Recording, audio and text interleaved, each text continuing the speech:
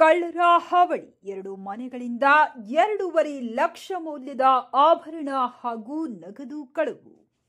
ಹುಬ್ಬಳ್ಳಿ ನಗರದ Chanakyapuri police quarters ಹಾಗೂ CAR ಮೈದಾನ ಬಳಿಯ ಪೊಲೀಸರು ವಾಸಿಸುವ ನಿವಾಸಗಳಲ್ಲಿ 2 ಪೊಲೀಸ್ ಸಿಬ್ಬಂದಿಗಳ ಮನೆಗಳಿಗೆ ಕಳ್ಳರು ನುಗ್ಗಿ ಬಂಗಾರ, ಬೆಳ್ಳಿ, ಆಭರಣ ಹಾಗೂ ನಗದು ಸೇರಿ 2.5 ಲಕ್ಷ ಮೌಲ್ಯದ ವಸ್ತುಗಳನ್ನು ಕಳವು ಮಾಡಿರುವ ಘಟನೆ ಬೆಳಕಿಗೆ ಬಂದಿದೆ. ಫಿರ್ಯಾದಿದಾರ ಯಲ್ಲಪ್ಪ ದೊಡಮನಿಯವರು ಚಾಣಕ್ಯಪುರಿ ಪೊಲೀಸ್ ಕ್ವಾರ್ಟರ್ಸ್ನಲ್ಲಿ ವಾಸವಿದ್ದು ಜುಲೈ 17ರಂದು ಮಧ್ಯಾಹ್ನ 12:30ಕ್ಕೆ ಮನೆಗೆ ಬೀಗ ಹಾಕಿ ಸ್ವಗ್ರಾಮಕ್ಕೆ ತೆರಳಿದ್ದರು. ಜುಲೈ 19ರಂದು ಸಂಜೆ 7 ಗಂಟೆಗೆ ಹಿಂದಿರುಗಿದಾಗ ಮನೆಗೆ ಕಳ್ಳರು ನುಗ್ಗಿದ ವಿಚಾರ ಗೊತ್ತಾಗಿದೆ.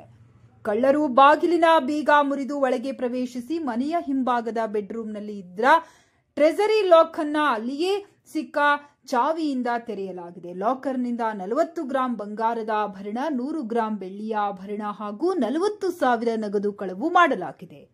ಈ ಮೂಲಕ ಒಟ್ಟು ಕಳವಾದ ಆಸ್ತಿಯ ಮೌಲ್ಯ ಸುಮಾರು 2.5 ಲಕ್ಷ ಅಷ್ಟಾಗಿದೆ ಎಂದು ಪೊಲೀಸರು ತಿಳಿಸಿದ್ದಾರೆ. ಇದೇ ವೇಳೆ ಸಿಎಆರ್ ಮೈದಾನದ ಹತ್ತಿರವಿರುವ ಪೊಲೀಸ್ ಕ್ವಾರ್ಟರ್ಸ್ನಲ್ಲಿ ವಾಸಿಸುತ್ತಿರುವ ಸುನಿಲ್ ಕುಮಾರ್ ಲಂಬಾಣಿಯವರ ಮನೆಯಲ್ಲೂ ಸಹ ಇದೇ ರೀತಿಯ ಕಳ್ಳತನ ನಡೆದಿದೆ.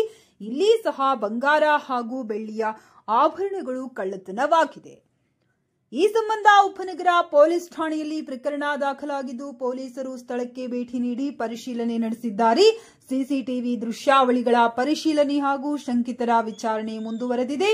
ನಿವಾಸಿಗಳ ನಡುವೆ ಭಯದ ವಾತಾವರಣ ತಲೆದೋರಿದ್ದು ಮುನ್ನೆಚ್ಚರಿಕೆ ಕ್ರಮಗಳನ್ನು ಕೈಗೊಳ್ಳುವಂತೆ ಸಾರ್ವಜನಿಕರು ಆಗ್ರಹಿಸಿದ್ದಾರೆ.